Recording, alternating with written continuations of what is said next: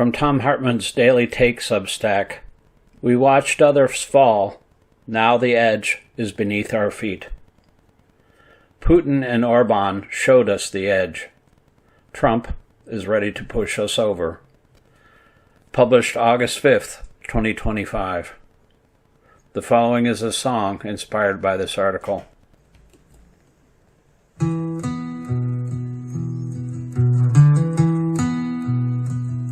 The sky was calm, the streets were still, but he cried out for war from the Capitol Hill. No riot, no fire, no threat in the air, just a man with a crown and a vacant stare. He sent the soldiers into our towns, said he'd save us all as he tore things down. The sirens screamed what the headlines missed, another freedom erased with a clenched white fist. We're standing on the edge of the authoritarian cliff, with flags in our hands and truth adrift. Hungary fell and Russia too, and now the mirror shows a red, white, blue. So raise your voice before it slips, before we tumble from the authoritarian cliff.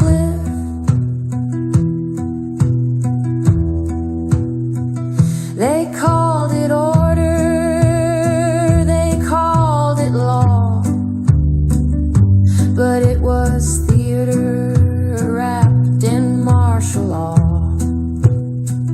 A test of silence, a trial by fear, while the Constitution disappeared. He jailed the truth, fired the wise, fed the courtrooms calculated lies, called every loss a stolen prize. Now justice wears a thin disguise. We're standing on the edge of the authoritarian cliff, with shadows behind us and no safety net. If we keep on watching, keep playing dumb, then we deserve what we've become. Speak now, or the silence rips, and down we go from the authoritarian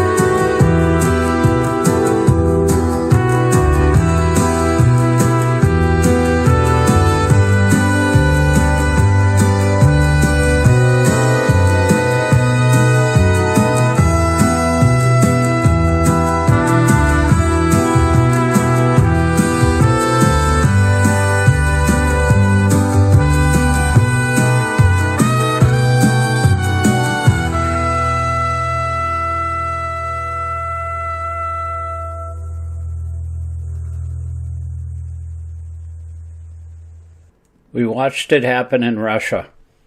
We watched it happen in Hungary.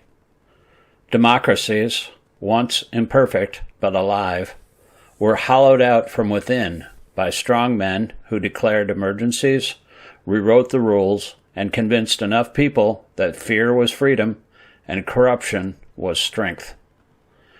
We told ourselves it couldn't happen here, that our guardrails were stronger, that our Constitution was invincible. But now we stand where they once stood, at the jagged edge of the authoritarian cliff. The wind has picked up, the ground beneath us trembles, and the man leading us forward isn't walking. He's charging. Not because he wants to save America, but because he wants to rule it as an absolute autocrat. Following his demand for investigation and prosecution of President Obama, Trump is now demanding the same against Jack Smith. While it's possible that this is theater to distract from his involvement with Epstein and his underage victims, if he seriously follows through on either of these, it's a screaming red light that our democracy has failed. When Donald Trump sent active duty Marines and federalized National Guard troops into Los Angeles last month over the objections of California's governor and LA's mayor, it wasn't because of a real emergency. It was political theater with live ammunition. There were no riots, no mass violence, no breakdown of law enforcement. The immigration protests that had drawn thousands were peaceful. LAPD Chief Michael Moore and Governor Gavin Newsom both made that clear. But Trump wasn't looking to solve a problem. He was looking to create one and use it to justify an unconstitutional power grab. And he's not done. This is now the Trump formula.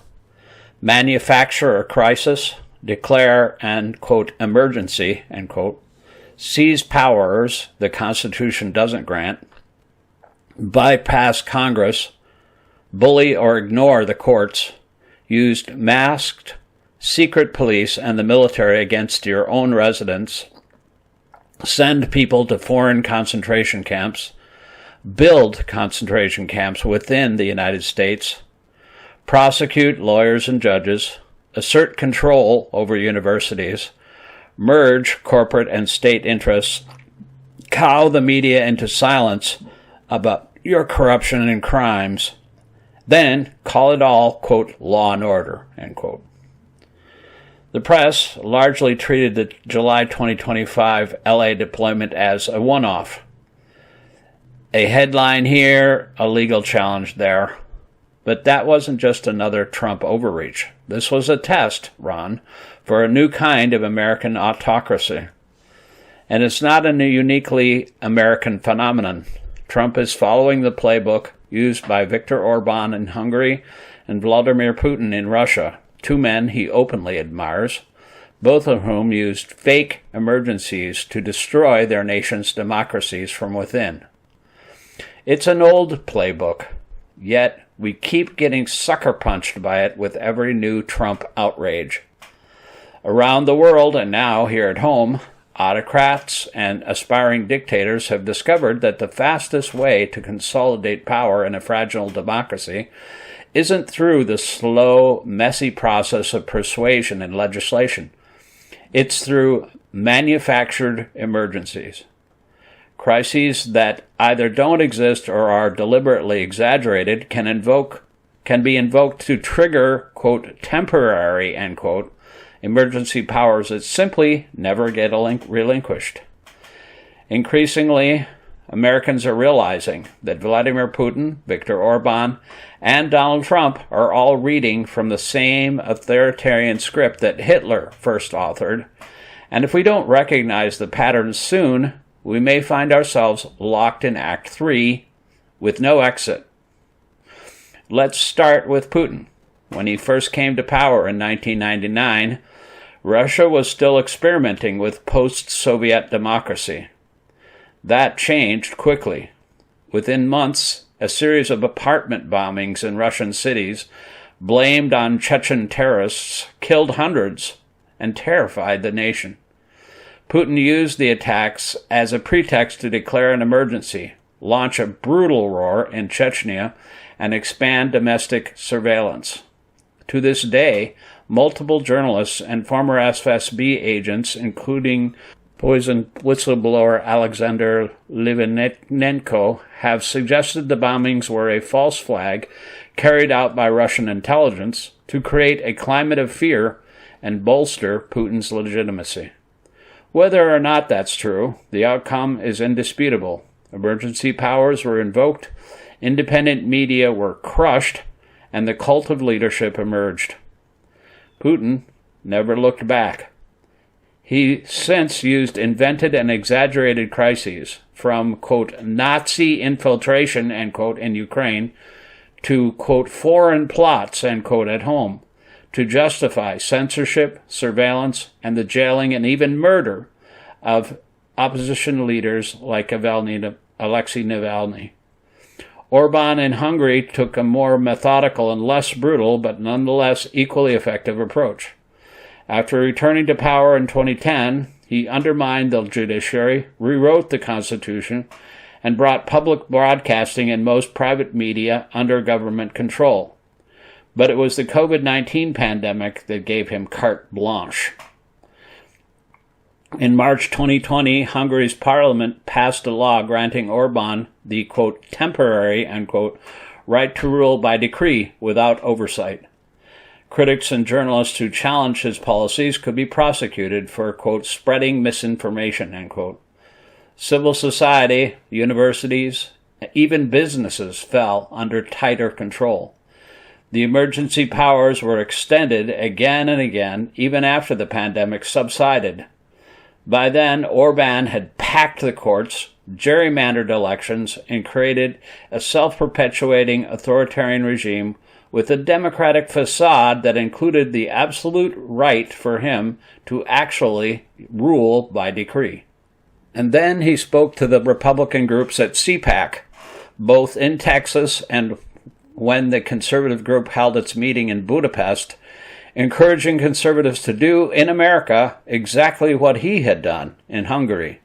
His suggestions about seizing control of the media, shutting down universities, going after immigrants as a way of increasing political power, trashing the rights of queer people and women, and rigging election systems was greeted with a standing ovation in both cases. Trump may lack Putin's cunning or Orban's ideological discipline, but he shares their fundamental disdain for democracy and their love of unchecked power.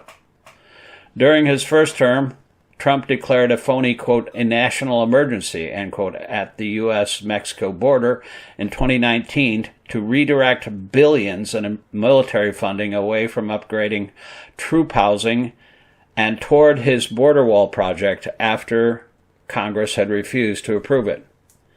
This blatant abuse of the National Emergencies Act set a dangerous precedent.